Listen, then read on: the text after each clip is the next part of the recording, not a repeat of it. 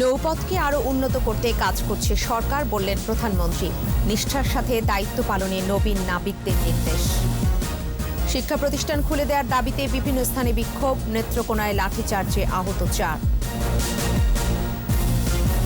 পিলখানার ট্র্যাজেডিতে নিহত সেনা সদস্যদের স্মরণ, এক যুগেও শেষ হয়নি বিস্ফোরক মামলার কার্যক্রম। যুক্তরাষ্ট্রে অবৈধভাবে বসবাসকারী বাংলাদেশিদের বৈধ করতে পররাষ্ট্রমন্ত্রীর আহ্বান, মার্কিন সিনেটরের সাথে বৈঠক। মোদির সফরে প্রাধান্য পাবে দ্বিপাক্ষিক বাণিজ্য, রোহিঙ্গা ইস্যু, সফল আলোচনার আশা বিশ্লেষকদের।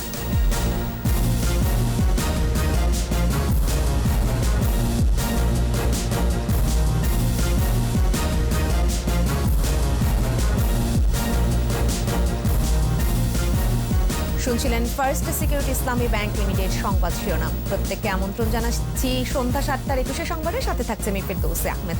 দর্শক, 21 টেলিভিশনের সংবাদ একই সাথে দেখতে পাবেন আমাদের ফেসবুক পেজ www.facebook.com/2124 অনলাইনে। সংবাদে এছাড়াও থাকছে মিয়ানমারে বিক্ষোভকারীদের উপর সেনা সমর্থকদের হামলা, বাড়ছে আন্তর্জাতিক চাপ, জোরদার হচ্ছে কূটনৈতিক উদ্যোগ।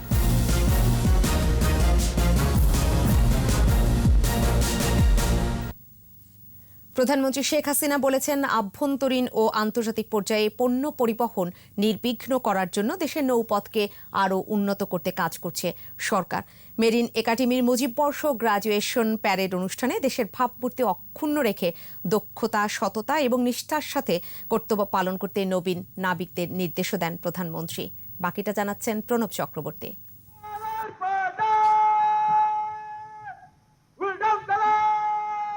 বাংলাদেশ মেরিন একাডেমির 55তম ব্যাচের ক্যাডেটদের মুজিববর্ষ গ্রাজুয়েশন প্যারেড অনুষ্ঠানে গণভবন থেকে ভিডিও কনফারেন্সে যুক্ত হন প্রধানমন্ত্রী শেখ হাসিনা। এ সময় প্রধানমন্ত্রীর পক্ষে সেরা নবীন নাবিকদের রাষ্ট্রপতি স্বর্ণপদক পরিয়ে দেন নৌ প্রতিমন্ত্রী খালিদ মাহমুদ চৌধুরী। প্রধানমন্ত্রী বলেন, ভৌগোলিক সীমানায় বাংলাদেশ ছোট হলেও জনসংখ্যায় অনেক বড়, রয়েছে বড় সমুদ্র সীমা। এই সুনীল সাগরকে ব্যবহার করতে চায় সরকার। আমাদের নদীগুলিকে আমরা নাব্যতা ফিরিয়ে এনে এই নদীমাতৃক বাংলাদেশের নৌপথকে আরও উন্নত, আরও সচল আমরা করে দিচ্ছি, যেন আমাদের দেশের আভ্যন্তরীণ পণ্য পরিবহন এবং আন্তর্জাতিক পর্যায়ে পণ্য পরিবহন আমরা খুব সুষ্ঠুভাবে, সুন্দরভাবে করতে পারি। দেশের ভাবমূর্তি অক্ষুণ্ণ রেখে দক্ষতা, সততা ও নিষ্ঠার সাথে কর্তব্য পালন করতে নবীন নাবিকদের প্রতি আহ্বান জানান শেখ হাসিনা। নতুন জীবনে পদার্পণ করবেন, সেখানে দেশে বিদেশে দেশের মান রক্ষা করে চলতে হবে। আর সেই সাথে সাথে যখন যে দেশে যাবে, আমাদের সভ্যতা, আমাদের কৃষ্টি, আমাদের সংস্কৃতি সেটাও আদান প্রদান করতে পারবে এবং অন্য জায়গা থেকে ভালো কিছু শিক্ষা নিয়ে আসতে হবে। নিজ দায়িত্ব, সততা, দক্ষতা ও কর্তব্যনিষ্ঠার সাথে পালন করতে হবে, যাতে বিদেশে বাংলাদেশের ভাবমূর্তি উজ্জ্বল হয়। প্রধানমন্ত্রী বলেন, দেশের জনগণ যেন যথাযথভাবে স্বাস্থ্যসেবা পায়, সে লক্ষ্য নিয়েই কাজ করছে সরকার। যেখানে সারা বিশ্ব স্থবির হয়ে গেছে, বাংলাদেশের অর্থনীতির চাকাকে আমরা সচল রাখতে সক্ষম হয়েছি এবং অনেক উন্নত দেশ থেকেও অনেক পূর্বে আমরা ভ্যাকসিনের ব্যবস্থা করেছি, টিকাদান কর্মসূচি আমরা চালু করে দিয়েছি, মানুষের জীবনমান সুরক্ষার ব্যবস্থা নিচ্ছি। এ সময় মেরিন একাডেমির লাইফ বোটের কমিশনিং করেন প্রধানমন্ত্রী শেখ হাসিনা। একাডেমির লেকে 2টি training, life boat commissioning. Pranab Chakraborty, 21 television, Dhaka. Rajshahi বিশ্ববিদ্যালয় ও জাতীয় বিশ্ববিদ্যালয়ের স্থগিত পরীক্ষা দ্রুত সময়ের মধ্যে গ্রহণ এবং শিক্ষা প্রতিষ্ঠান খুলে দেওয়ার দাবিতে বিক্ষোভ করেছে বিশ্ববিদ্যালয় কলেজের শিক্ষার্থীরা। দাবি না মানা পর্যন্ত আন্দোলন চালিয়ে যাওয়ার ঘোষণাও দেয় তারা। এদিকে নেত্রকোনায় জাতীয় বিশ্ববিদ্যালয়ের শিক্ষার্থীদের আন্দোলনে লাঠিচার্জ করেছে পুলিশ। এ সময় সাংবাদিক সহ 4 জন আহত হয়েছে। প্রতিনিধিদের সহায়তায় বাকিটা জানাচ্ছেন মাসুম আলিসা। পরীক্ষা গ্রহণের দাবিতে নেত্রকোনায় পৌরসভার সামনে সড়কে শিক্ষার্থীরা রাস্তায় কর্মসূচি পালন করে। পরে বিক্ষোভ করতে চাইলে পুলিশ লাঠিচার্জ করে তাদের ছত্রভঙ্গ করে দেয়। এ সময় নিউজ 24 চ্যানেলের প্রতিনিধি সোহান আহমেদ সহ কয়েক শিক্ষার্থী আহত হয়। সিলেটেও বিক্ষোভ করেছে শিক্ষার্থীরা। এ সময় তারা নগরীর চৌহাট্রা এলাকায় সড়ক অবরোধ করে। পরে তারা চৌহাট্রা থেকে মিছিল করে জেলা প্রশাসকের কার্যালয়ে গিয়ে স্মারকলিপি দেয়। আমাদের যে পরীক্ষাগুলো আছে এগুলোর জন্য কন্টিনিউলি যাদের নেওয়া হয়, এটাই আমাদের দাবি। সবকিছুই যেখানে খোলা আছে সেখানে তো শিক্ষা প্রতিষ্ঠান বন্ধ রাখার কোনো লজিক্যাল কজ ওনারা দেখাচ্ছেন না। রাজশাহী বিশ্ববিদ্যালয়ের প্যারিস রোডে মানববন্ধন করে শিক্ষার্থীরা। পরে বিশ্ববিদ্যালয়ের প্রক্টর অধ্যাপক লুৎফর রহমান গিয়ে আন্দোলনরত শিক্ষার্থীদের সাথে কথা বলেন। এ সময় প্রক্টরের আশ্বাসে শিক্ষার্থীরা আন্দোলন স্থগিত করে। 20 ফেব্রুয়ারি বিশ্ববিদ্যালয় একাডেমিক কাউন্সিল সভায় বিভিন্ন বিভাগের সকল বর্ষের পরীক্ষা নেওয়ার সিদ্ধান্ত নেয় বিশ্ববিদ্যালয় কর্তৃপক্ষ। 22 ফেব্রুয়ারি শিক্ষা মন্ত্রণালয়ের নির্দেশনার পর তা স্থগিত করা হয়। আমাদের দাবি হচ্ছে একটাই, যে আমরা যে স্থগিত বা চলমান পরীক্ষাগুলো ছিল সেগুলো আবার নিতে হবে। 20 ফেব্রুয়ারিতে আমাদের কাউন্সিল মিটিংয়ে যে সিদ্ধান্ত হয়েছিল স্থগিত পরীক্ষা চালুর জন্য, আমরা চাচ্ছি সেই সিদ্ধান্ত পুনরায় বহাল থাক। আমাদের আন্দোলনে হল খোলা বা ক্যাম্পাস খোলা এটা আমাদের কোনো মুখ্য বিষয় না। আমাদের মুখ্য বিষয় হচ্ছে যে পরীক্ষাগুলো স্থগিত হয়েছে সেগুলো যেন আবার চালু করা হয়। এদিকে জাতীয় বিশ্ববিদ্যালয়ের অন্তর্ভুক্ত অনার্স চতুর্থ বর্ষের মৌখিক ব্যবহারিক সহ সকল বর্ষ ও মাস্টার্স পরীক্ষা গ্রহণের দাবিতে সড়ক অবরোধ করে বিক্ষোভ করছে বরিশাল সরকারি ব্রজমোহন কলেজের শিক্ষার্থীরা। কলেজের সামনে সড়ক অবরোধ করে বিক্ষোভ শুরু করে তারা। দফায় দফায় মিছিলও করে। বেলা 12টায় কলেজের অধ্যক্ষ গোলাম কিবরিয়ার আশ্বাসে আন্দোলন স্থগিত করে তারা। মাসুম আলিসা, 21 টেলিভিশন। এদিকে স্থগিত হওয়া সব পরীক্ষার নতুন সময়সূচি ঘোষণা করেছে জাতীয় বিশ্ববিদ্যালয়। 24 মে থেকে সংশোধিত সময়সূচি অনুযায়ী স্থগিত হয়ে যাওয়া পরীক্ষা শুরু হবে। 2019 সালের ডিগ্রি পাস ও সার্টিফিকেট কোর্স দ্বিতীয় বর্ষ স্থগিত পরীক্ষা এবং 2018 সালের মাস্টার্স শেষ পর্বের পরীক্ষা সহ অন্যান্য সব প্রফেশনাল কোর্সের স্থগিত পরীক্ষা 24 মে থেকে শুরু হবে।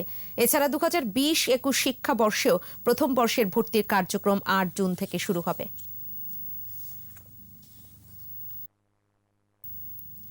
পিলখানা ট্রাজেডিতে নিহত সেনা কর্মকর্তাদের স্মরণ করা হলো শ্রদ্ধায়।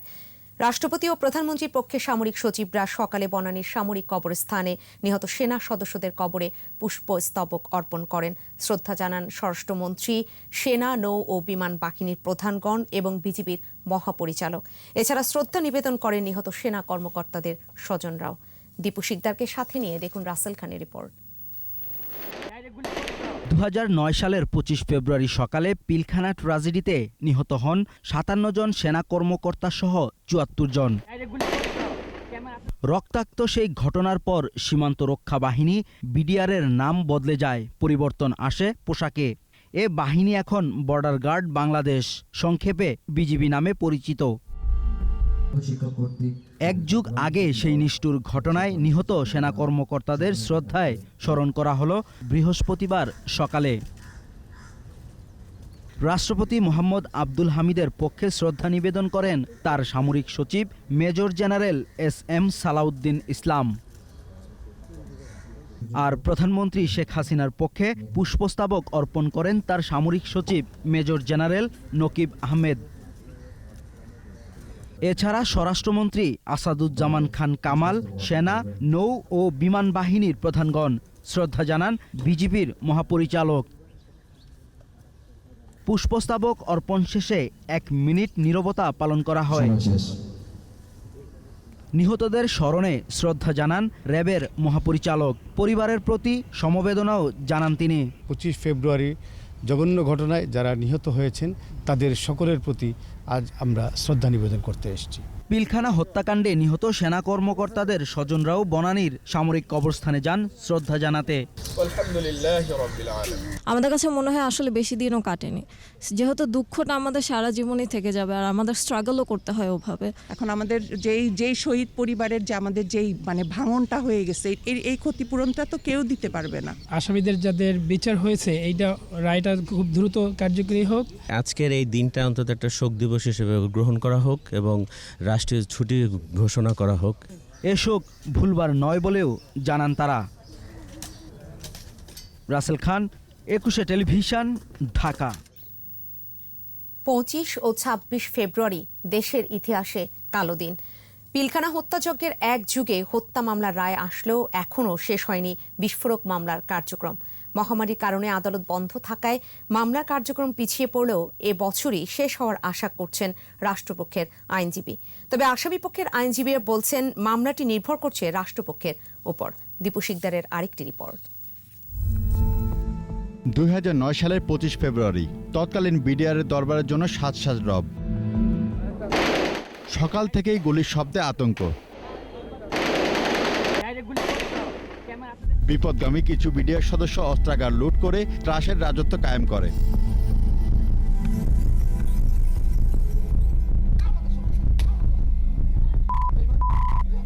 দিনভর আলোচনা চলে আত্মসমর্পণে।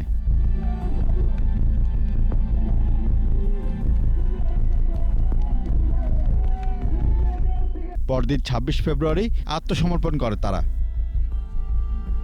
বিদ্রোহের নামে বিপদগামী বিডিআর সদস্যরা মহাপরিচালক মেজর জেনারেল শাকিল আহমেদ সহ 57 জন সেনা কর্মকর্তাকে নির্মমভাবে হত্যা করে। এছাড়া 17 জন বেসামরিক নাগরিককেও হত্যা করে তারা। গুম করতে পিলখানার ভিতরেও বাইরে সেনা কর্মকর্তাদের লাশ ম্যানহোলে ফেলে দেওয়া হয়। নির্মম ওই ঘটনার পর মামলা দায়ের করা হয়। দীর্ঘ 8 বছর পর 2017 সালের 26 ও 27 নভেম্বর আসে বিডিআর হত্যা মামলার রায়। প্রায় 850 বিডিআর সদস্যের মধ্যে 45 জন খালাস পেলেও অন্যদের বিভিন্ন মেয়াদে সাজা দেওয়া হয়। তবে এখনো শেষ হয়নি বিস্ফোরক মামলার কার্যক্রম। রাষ্ট্রপক্ষের আইনজীবী বলছেন, দ্রুততার সাথেই মামলাটির কার্যক্রম শেষ করা হবে। প্যান্ডেমিকের কারণে এই মামলার কার্যক্রম একটু পিছিয়ে গেছে এবং অন্যান্য কারণেও পিছিয়েছে। এখন আমরা প্রতি মাসে মামলার কার্যক্রম চলছে এবং বিজিবি কর্তৃপক্ষ এই মামলার যারা সাক্ষী আছেন তাদেরকে আমাদের কাছে হাজির করে দিয়েছেন বা হাজির করছেন এবং আমরা মনে করি বর্তমান সময়ে আমরা এই মামলার কার্যক্রম ইনশাল্লাহ এই বছরই শেষ করার জন্য প্রাণপণ চেষ্টা করছি। আর আসামি পক্ষের আইনজীবী বলছেন, রাষ্ট্রপক্ষের উপরে নির্ভর করছে মামলার ভবিষ্যৎ। প্রসিকিউশন কতগুলো সাক্ষী নিয়ে মামলাটা ক্লোজ করবে সেটা কিন্তু এখনো নির্ধারিত না। এই মামলাটাতে যেমন 450-র অধিক বেশি সাক্ষী গ্রহণ করেছে, ওখানে কি পরিমাণ সাক্ষী নিয়ে মামলাটা ক্লোজ করবে এটা প্রসিকিউশনের ব্যাপার। তো প্রসিকিউশন যে কোনো সময় মামলা ক্লোজ করে দিতে পারে। যদি মনে করে যে আমরা আর সাক্ষী দিব না, তাহলে তাদের মামলা ক্লোজ হয়ে গেল। সাক্ষীর তালিকা লম্বা হলে সব সাক্ষী সাক্ষ্য গ্রহণ করা হবে না। এই মামলায় পূর্বের মামলার মতোই সাক্ষী আছে, কিন্তু আমরা এত সাক্ষীর মধ্যে যাব না।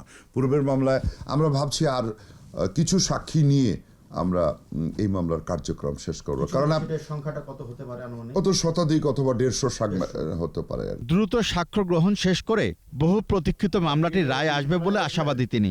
এই বছরই আমরা এই মামলা বিচারিক কার্যক্রম শেষ করতে পারবো। দীপু শিকদার, 21 টেলিভিশন, ঢাকা।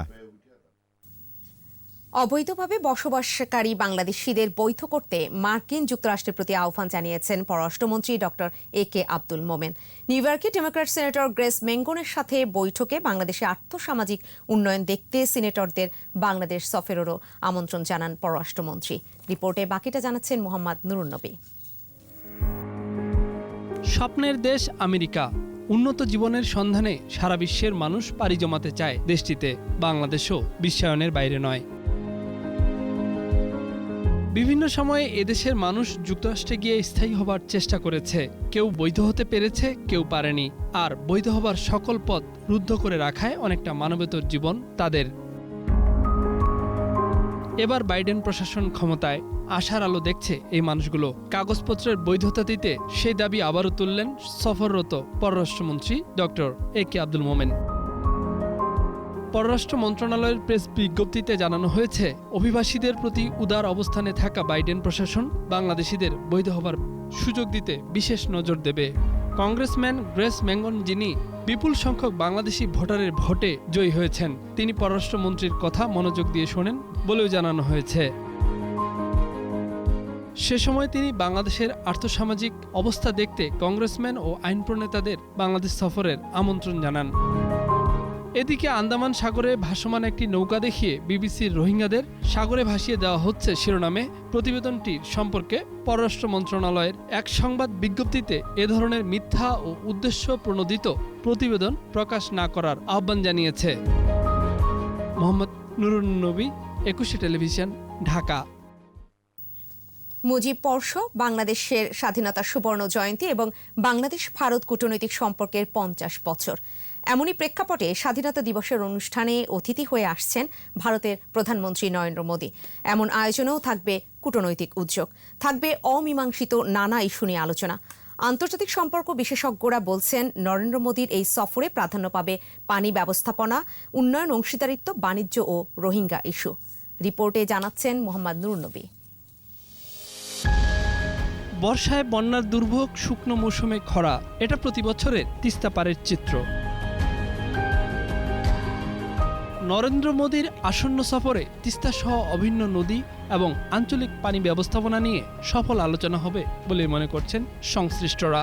সফরের পরপর পশ্চিমবঙ্গ বিধানসভার নির্বাচন, তাই রাজ্য সরকারের আপত্তিও তেমন উচ্চকণ্ঠ হবে না। তাই এ বিষয়ে সমঝোতা সম্ভব বলে মনে করছেন এই আন্তর্জাতিক সম্পর্কের অধ্যাপক। সেই নির্বাচনের আগে কি বিজেপি কি তৃণমূল কংগ্রেস, আমার মনে হয় না এই ব্যাপারে তারা সময় দিবে। তো সেই অর্থে মার্চ মাসে আমার মনে হয় না তিস্তার ব্যাপারে সমাধান হবে। ঢাকা দিল্লি সম্পর্কের অন্যতম নিয়ামক বাণিজ্য ঘাটতির ভারসাম্য রক্ষায় শুল্ক ও অশুল্ক বাধা অপসারণ চায় ঢাকা। প্যান্ডেমিক তো আরো খারাপ অবস্থা নিয়ে গেছে। ভারতের ওই ধরনের অর্থনৈতিক অবস্থা এখন নেই যে বড় ধরনের সে রিল্যাক্স করতে পারবে। বাংলাদেশের অন্যতম প্রধান উন্নয়ন অংশীদার ভারতের প্রধানমন্ত্রীর বাংলাদেশ সফরে ইতিবাচক প্রভাব পড়বে এই ইস্যুতে। লাইন অফ ক্রেডিটের টাকা দ্রুত ছাড়করণ, অবকাঠামো উন্নয়ন এবং ব্যবসায়িক বিনিয়োগের সম্ভাবনা দেখছেন বিশ্লেষকরা। বরং তারা হয়তো বাংলাদেশ থেকে আরো সাহায্য হয়তো চাইবে, বাংলাদেশকে বলবে যে তারা কিভাবে ইনভেস্ট করতে পারে এবং তারা বড় আকারে এখানে সফট লোন দেওয়ার ব্যাপারটা হয়তো সেটা থাকতে পারে। নরেন্দ্র মোদীর ঢাকা সফরে গুরুত্ব পাবে আঞ্চলিক রাজনীতি। আলোচনা হতে পারে সীমান্ত হত্যা, এনআরসি ও রোহিঙ্গা ইস্যু নিয়ে। তবে তালিকার শীর্ষে থাকবে রোহিঙ্গা ইস্যু। নেপিদোয় ক্ষমতার পালাবদলের কারণে ভারতের অবস্থান বাংলাদেশের পক্ষে আসবে, এমন আশাও বিরাজ করছে বিশ্লেষকদের মধ্যে। যদি কোনো বড় আকারে যদি কিছু হয়ে থাকে সেটা রোহিঙ্গা বিষয় নিয়েই হওয়ার একটা সম্ভাবনা আছে। বহুদিন ধরেই বলে আসছিল যে অং সান সুচির কারণে তারা বড় ধরনের প্রেশার মিয়ানমার সরকারের উপর দিবে না। এখন যেহেতু সামরিক বাহিনী পুরোপুরি ক্ষমতা দখল করে ফেলেছে, এখন তো আর সেই কারণটা আর থাকলো না। নরেন্দ্র মোদী এমন কিছু বলবেন যেটা পরিবর্তনের ইঙ্গিত হবে। এগেনস্টে ভোট দেন না, কিন্তু তারা বিরত থাকেন। তো আমরা আশা করব যে ওই বিরত ভারত আর থাকবে না, তারা একেবারেই রোহিঙ্গাদের পক্ষে ভোট দিবে। কোভিড-19 নিয়ন্ত্রণ বাংলাদেশ ভারত সম্পর্কের নতুন মাত্রা দিয়েছে। নরেন্দ্র মোদীর এই সফরে দুই দেশের সম্পর্ককে উচ্চতর পর্যায়ে নিয়ে যাবে। মোহাম্মদ নুরুন নবী, 21 টেলিভিশন, ঢাকা। নিচ্ছি প্রিমিয়ার ব্যাংক লিমিটেড সংবাদ বিরতি।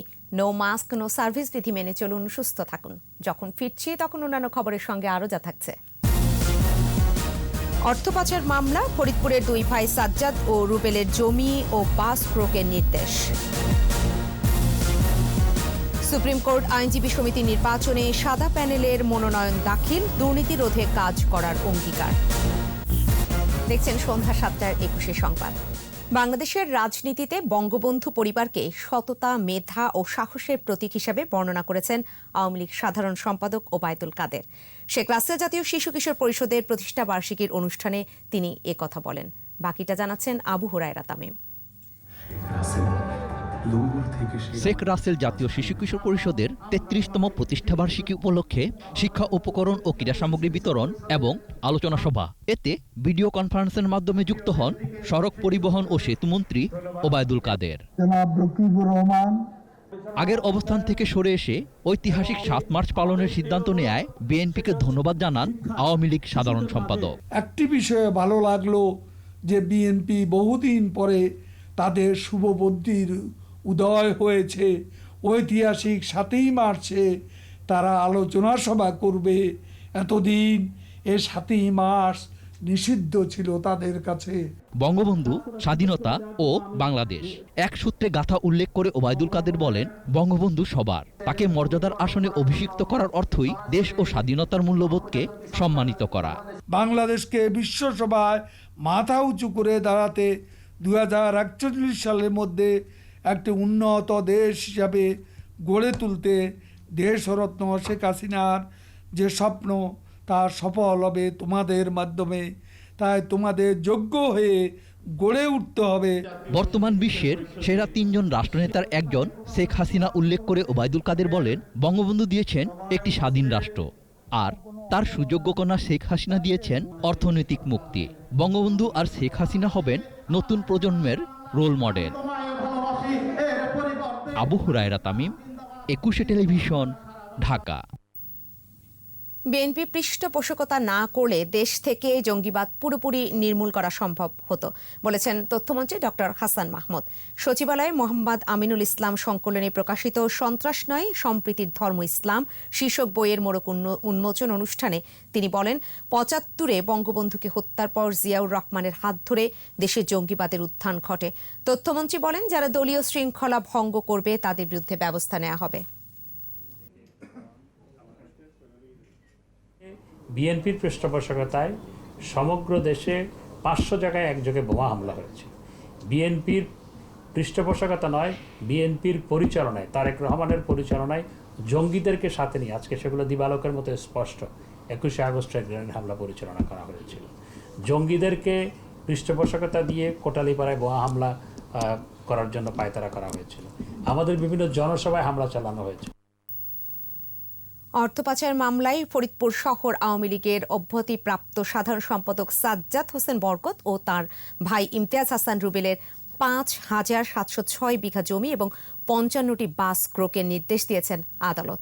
পুলিশের অপরাধ তদন্ত বিভাগ সিআইডির আবেদনের পরিপ্রেক্ষিতে ঢাকার মহানগর দায়রা জজ KM ইমরুল কায়েস এই আদেশ দেন। বরকত ও রুবেলের বিরুদ্ধে সিআইডির পরিদর্শক SM মিরাজ আল মাহমুদ বাদী হয়ে গত বছরের ২৬ জুন রাজধানী কাফরুল থানায় মামলাটি করেন। মামলায় ওই দুই ভাইয়ের বিরুদ্ধে ২,০০০ কোটি টাকার সম্পদ অবৈধ উপায়ে উপার্জন ও পাচারের অভিযোগ আনা হয়। এর আগে একই বছরে ৭ জুন ফরিদপুরের বদরপুর সহ বিভিন্ন মহল্লায় অভিযান চালিয়ে পুলিশ বরকত ও রুবেল সহ ৯ জনকে গ্রেফতার করে।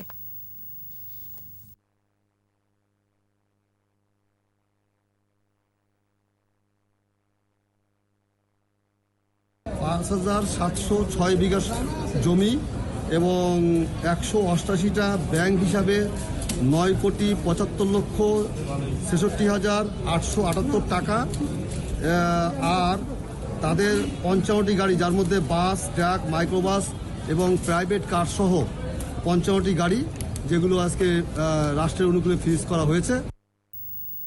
পিপলস লিজিং এর ১৩৭ জন ঋণ খেলাপির মধ্যে ৪৫ জন হাজিরা দিয়েছেন হাইকোর্টে। আগামী ৯ মার্চ পরবর্তী শুনানির দিন নির্ধারণ করেছেন হাইকোর্ট। বিচারপতি খুরশিদ আলম সরকারের একক বেঞ্চ এদিন নির্ধারণ করেন। বৃহস্পতিবার ৪৫ জন ঋণ খেলাপির সাথে কথা বলেন হাইকোর্ট। এ সময় আদালত বলেন, জনগণের টাকা ফেরত দিতে হবে। পিপলস লিজিং থেকে সর্বনিম্ন ৫ লাখ টাকা ঋণ নেয়া ২৮০ জনকে তলব করেছিলেন হাইকোর্ট। অনারেবল কোর্ট সবাইকে ইন্ডিভিজুয়ালি তাদের অ্যামাউন্টটা নিয়ে কথা বলেছেন এবং তাদের সবাইকে বলেছেন যে আপনারা একটা ফার্স্ট ডাউন পেমেন্ট দেবেন, এরপরে বাকি টাকা যেটা আপনাদের ডিসপিউটেড হোক বা না হোক সেটার জন্যে একটা কমিটি করে দিবেন বা বোর্ড করে দিবেন। সেই বোর্ডের সাথে ওনারা কথা বলে ওনাদের ডিসপিউটেড অ্যামাউন্ট যদি থাকে সেটা তারা ওখানে রিজলভ করবেন। মেজর পরিচয় দিয়ে সেনাবাহিনী সহ বিভিন্ন প্রতিষ্ঠানে চাকরি এবং বিদেশ পাঠানোর নামে প্রতারণা করে বিপুল পরিমাণ টাকা আত্মসাৎকারী চক্রের ৪ সদস্যকে গ্রেফতার করেছে সিআইডি। সংবাদ সম্মেলনে সিআইডি জানায়, চক্র দীর্ঘদিন ধরে চাকরি প্রার্থীদের কাছ থেকে প্রতারণা করে অর্থ আত্মসাৎ করে আসছিল বলে জানায় তারা। এই চক্রের একজন সেনাবাহিনীর অবসরপ্রাপ্ত সার্জেন্ট ছিলেন। তিনি মেজর পদবীর ব্যাজ পরিধান করে প্রতারণা করতেন। এ সময় সরকারি স্ট্যাম্প ও দলিল জাল করার উপকরণ সহ অন্যান্য সামগ্রী জব্দ করা হয়।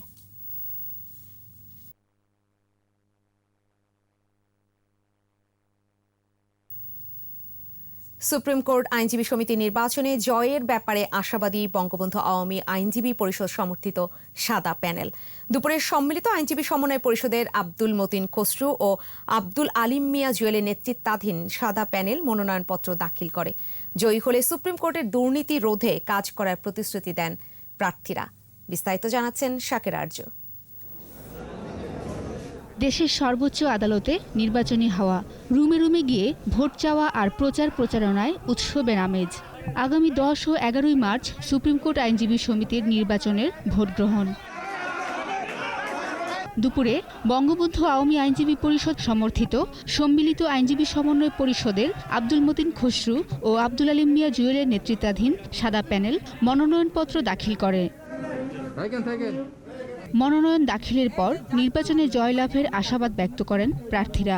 সাধারণ আইনজীবীদের স্বার্থে কাজ করার আশাবাদ ব্যক্ত করেন সভাপতি প্রার্থী আব্দুল মতিন খসরু। আমাদের আইনজীবীদের স্বার্থ সংরক্ষণ, পেশার মান উন্নয়ন এবং আমাদের এই পেশার ইন্টিগ্রিটি স্যাংটিটি রক্ষা করা, এই ব্যাপারে আমরা সচেষ্ট থাকব। আমাদের সুপ্রিম কোর্টের বিজ্ঞ আইনজীবী বন্ধুরা আমাকে ভোট দেবেন। অনিয়ম দুর্নীতি রোধে কাজ করার প্রতিশ্রুতি দেন আব্দুল আলিম মিয়া জুয়েল। আমাদের সুপ্রিম কোর্ট বার অ্যাসোসিয়েশনের জন্য সরকারি অনুদান ছাড়া উন্নয়ন সম্ভব না। আমাদের অ্যানেক্স বিল্ডিংয়ের পেছনে বা বিকল্প কোনো জায়গায় সরকারি অনুদানে আমরা একটা ভবন নির্মাণ করব, যাতে আমাদের আইনজীবীদের বসার স্থান সংকুলান হয়। এই ধারা আমি অব্যাহত রাখব। সেটার জন্য কার্যকরী যা পদক্ষেপ নেওয়া দরকার, বারের সিনিয়র মেম্বার অন্যান্য মেম্বার সাথে আলাপ করে আমি কার্যকরী পদক্ষেপ গ্রহণ করব। সাদা প্যানেল থেকে সহসভাপতি পদে লড়বেন মোহাম্মদ শফিকুল্লাহ ও আলী আজম। শাকিরা আরজু, 21 টেলিভিশন, ঢাকা। কোভিড-19 গেল 24 ঘন্টায় 5 জনের মৃত্যু হয়েছে। মৃতের সংখ্যা বেড়ে 8,384। করোনায় মৃত্যু হার 1.54%। স্বাস্থ্য অধিদপ্তরের তথ্য অনুযায়ী 356তম দিনে দেশে 15,560 জনের নমুনা পরীক্ষায় করোনা শনাক্তের সংখ্যা 410। মোট শনাক্ত 5,44,954। নতুন 957 জন সহ সুস্থ হয়েছে 4,94,755। করোনায় দৈনিক সংক্রমণ হার 2.63%। এ পর্যন্ত শনাক্ত হার 13.61%। সুস্থতার হার 90.79%। করোনা পরীক্ষা হয়েছে 40 লাখের বেশি। নিচ্ছি প্রিমিয়ার ব্যাংক লিমিটেড সংবাদ বিরতি। নো মাস্ক নো সার্ভিস বিধি মেনে চলুন, সুস্থ থাকুন। যখন ফিরছি তখন থাকবে। চট্টগ্রামে কমেছে সব ধরনের মাছের দাম। ফিশিং বোটগুলোকে প্রতি ট্রিপে অনুমতি নেয়ার আইন বাতিল দাবি। দেখছেন সন্ধ্যা 7:21 সংবাদ। ভারতের বিভিন্ন বিশ্ববিদ্যালয় কলেজগুলোতে উচ্চশিক্ষার সুযোগ সম্পর্কে জানাতে ঢাকায় শুরু হলো এডুকেশন মিট। রাজধানীর একটি হোটেলে ভারতীয় দূতাবাসের সহযোগিতায় এডুকেশন এক্সিলেন্স প্রতিষ্ঠানে আয়োজন করে। 26 এবং 27 ফেব্রুয়ারি সকাল 10টা থেকে সন্ধ্যা 6টা পর্যন্ত হোটেল ওয়েস্টিনে এডুকেশন মিট চলবে বলে জানান আয়োজকরা। অনুষ্ঠানে স্টাডি ইন ইন্ডিয়া কর্মসূচির হেড অফ ডিপার্টমেন্ট সন্দীপ ওয়াল এবং এডলিসের নির্বাহী পরিচালক উত্তম বি সাপাতি উপস্থিত ছিলেন। সভাপতিত্ব করেন এডুকেশন এক্সেলেন্সের প্রধান সামিরা ফারহাত আমিন। ব্যবসা বাণিজ্যের খবর।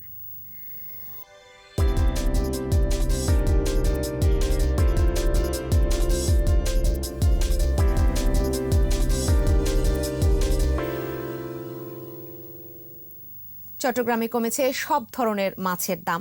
ব্যবসায়ীরা বলছেন, দেশের বিভিন্ন অঞ্চল থেকে প্রতিদিনই বিপুল পরিমাণ দেশি মাছ আসায় বাজারে কোনো সংকট নেই।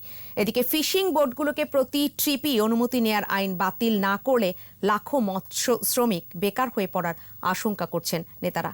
ইফরাজ নূরের ক্যামেরায় চট্টগ্রাম থেকে রিপোর্ট করছেন শিউলি শবনম। নগরীর সবচেয়ে বড় মাছের বাজার ফিশারি ঘাট। ভোর না হতেই বেচাকেনার হাঁক ডাকে ক্রেতা বিক্রেতার আনাগোনায় মুখর থাকে পুরো এলাকা। খুলনা, সাতক্ষীরা, বাগেরহাট, ময়মনসিংহ, চাঁদপুর, কুমিল্লা সহ দেশের প্রত্যন্ত অঞ্চল থেকে এখানে প্রতিদিনই আসে বিপুল পরিমাণ দেশি মাছ। আড়তদার, ক্রেতা বিক্রেতা প্রত্যেকেই বলছেন, অন্যান্য বছরের তুলনায় এবছর মাছের দাম নিম্নমুখী। তেলাপিয়া, রুই, কাতল, মাগুর সহ বিভিন্ন দেশি মাছের দাম কমেছে। তবে বিভিন্ন উৎসবের কারণে দাম কিছুটা বেড়েছে গলদা চিংড়ির। তবে করোনার কারণে মাছের দরটা খুব সীমাবদ্ধ। সিজন শেষ তো, এখন লাস্ট সিজন, এখন মাছ একটু কমে। আগের বছরের মাছের যে দর ছিল এবার কেজি প্রতি 50-60 টাকা কমে গেছে। এদিকে শীত মৌসুমের কারণে বাজারে সামুদ্রিক মাছের সরবরাহ কম, ফলে ইলিশ ও রূপচাঁদার মতো অভিজাত মাছের বাড়তি দাম হাঁকাচ্ছেন বিক্রেতারা। মানভেদে রূপচাঁদা মাছ 650 থেকে 850 টাকা এবং ইলিশ বিক্রি হচ্ছে 700 থেকে 1000 টাকা পর্যন্ত। ইলিশ মাছ 700 টাকা, 800 টাকা। মাইত্যা মাছগুলো আপনার এই 450-500 টাকা লিট। শীতের কারণে একটু মাছ কম পড়ে। মনে করেন যে এই যে গরমকালে আসলে বৃষ্টি হলে একটু মাছ বেশি পড়বে। লাল পোয়ার উৎপাদন বেশি, সেই জন্য 20-30 টাকা কম আছে এখন বাজারে। কালো চান্দা বেচতো 280-300 টাকা, এখন 250-220 টাকা বেচে। এই সপ্তাহে রূপচাঁদা মাছের দাম একটু বাড়ি গেছে, কিন্তু অন্য মাছের দাম কমছে। এদিকে সংশোধিত মৎস্য আইন অনুযায়ী প্রতি বছর একবার অনুমতি নেওয়ার পরিবর্তে ফিশিং বোটের প্রতি ট্রিপেই অনুমতি নিতে হলে মৎস্যজীবীদের অস্তিত্ব হুমকির মুখে পড়বে বলে আশঙ্কা করছেন নেতারা। আমরা অনুমতি নেব, তবে বছরে একবার। তাতে করে আমাদের সুবিধা হবে। যারা মৎস্যর সাথে জড়িত 1 কোটি মানুষ তারা বেকার হয়ে যাবে যদি আইনটা বলবৎ থাকে। শিউলি শবনম, একুশে টেলিভিশন, চট্টগ্রাম। শেষ করব সন্ধ্যা 7টার 21 সংবাদ। তবে যাবার আগে ফার্স্ট সিকিউরিটি ইসলামী ব্যাংক লিমিটেড সংবাদ শিরোনামগুলো জানিয়ে দিতে চাই আরও একবার। নৌপথকে আরও উন্নত করতে কাজ করছে সরকার, বললেন প্রধানমন্ত্রী। নিষ্ঠার সাথে দায়িত্ব পালনে নবীন নাবিকদের নির্দেশ। শিক্ষা প্রতিষ্ঠান খুলে দেওয়ার দাবিতে বিভিন্ন স্থানে বিক্ষোভ, নেত্রকোনায় লাঠিচার্জে আহত 4। পিলখানার ট্র্যাজেডিতে নিহত সেনা সদস্যদের স্মরণ, এক যুগেও শেষ হয়নি বিস্ফোরক মামলার কার্যক্রম। যুক্তরাষ্ট্রে অবৈধভাবে বসবাসকারী বাংলাদেশিদের বৈধ করতে পররাষ্ট্রমন্ত্রীর আহ্বান, মার্কিন সিনেটরের সাথে বৈঠক।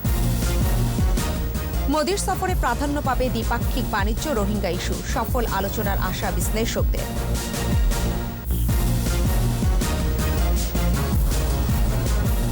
সর্বশেষ খবর জানতে ডায়াল করুন 2021 নম্বরে, আর ভিজিট করুন 21-tv.com এই ওয়েবসাইটে।